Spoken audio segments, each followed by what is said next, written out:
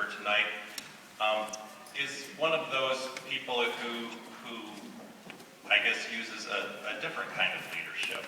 She's spent the time since she's graduated from Grand Valley working one-on-one with clients and families, continuing in the same organization, always working in the front lines. I think that that's leadership in and of itself, but a different kind of leadership. So please pick the kind of leaders that you want to be. The distinguished BSW alumnus is Katie Dole. She is a graduate of Grand Valley's 2008 BSW class.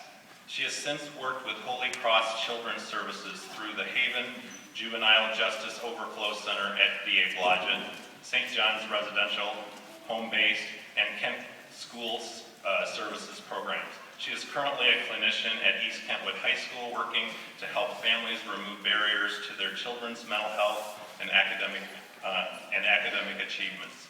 Please, let's give a warm welcome for Katie Dole.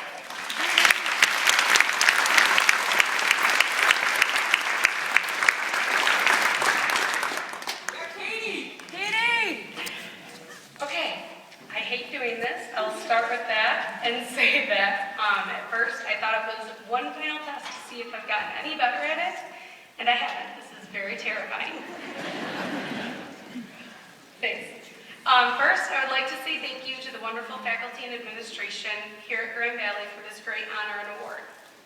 It doesn't seem like it was that long ago that I was sitting in your seats getting ready to face the world, and it's a tough world.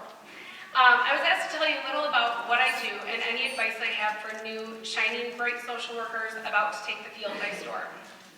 What do?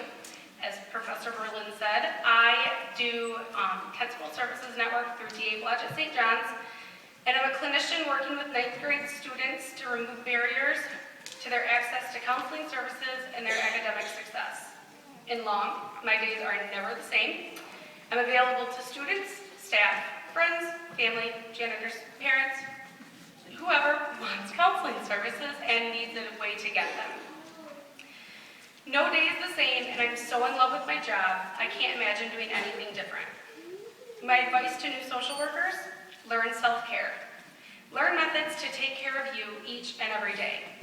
It can be as simple as having someone to vent to, in full confidentiality, of course, to something as complex as writing a book.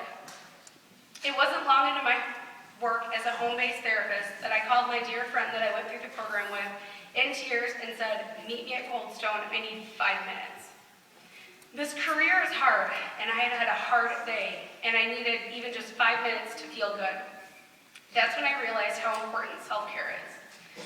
Whether it's doing yoga, journaling, having coffee with a friend, a nice dinner, going to bed early, taking a bubble bath, getting a pedicure, rocking your child to sleep, find something that works for you.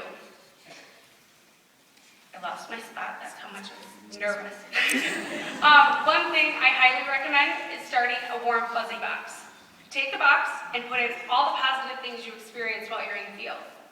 Whether it's positive feedback from parents or supervisors, something a client gives you, or notes of encouragement. Make this your refuge when you have those rough days and you feel like you can't go on. Try different things. Try your friends' types of self-care and join them. But find something that works for you. Next, build your boundaries.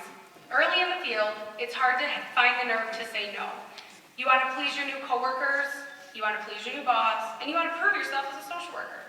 But understand that if you don't find boundaries, your boundaries will find you. This career will run your life if you don't tell it what you'll let it be. When I was in grad school, a wise professor sitting behind me told me a story about a dumpster, which some of you may have heard. She explained that you need to find a place to stop your work brain and start your home brain, and vice versa. I, rather recently actually, started this, and it works. As you drive 131, you notice there's a spot where numbered streets begin.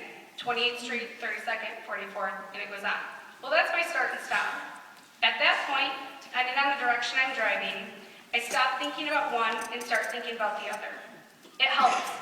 I no longer go to bed thinking about client X's overdue report, client C's unreturned phone call, or a situation a client might be in that makes it hard for me to sleep. I think when I get to 28th Street the next day. Find your spot early and use it every day. My final piece of advice, enjoy your job. Truly enjoy your job. Find an area of the field that complements your abilities and helps you feel good about your work every day. As I start each day, I greet my coworkers and I grab request slips, because there's always kids wanting to talk, and I walk to my office. As I do that, I say to my secretary, well, I'm off to change kids' lives. Whether I actually do that day or feel like it's been a life-changing day, I say it to remember that each day I'm at work not for myself, not for my paycheck, but for my students. I'm there with yes on my heart and there to make a difference and help kids realize it gets better. Not every day will be easy or satisfying with clients. There will be days you find yourself buried in paperwork. The homework continues. Those are the days you need to find a different type of self-care. I've done that list because between that and my to-do list, one's got to get longer than the other. So really, as you begin to face the challenges and rewards of the fabulous field you've chosen to embark upon, remember you cannot help others if you haven't helped yourself. Take care of you and watch the difference you make on the world. I wish you the best and know Grand Valley only graduates the most fabulous. So I look forward to working with you in the future. What an exciting night. Congratulations, guys.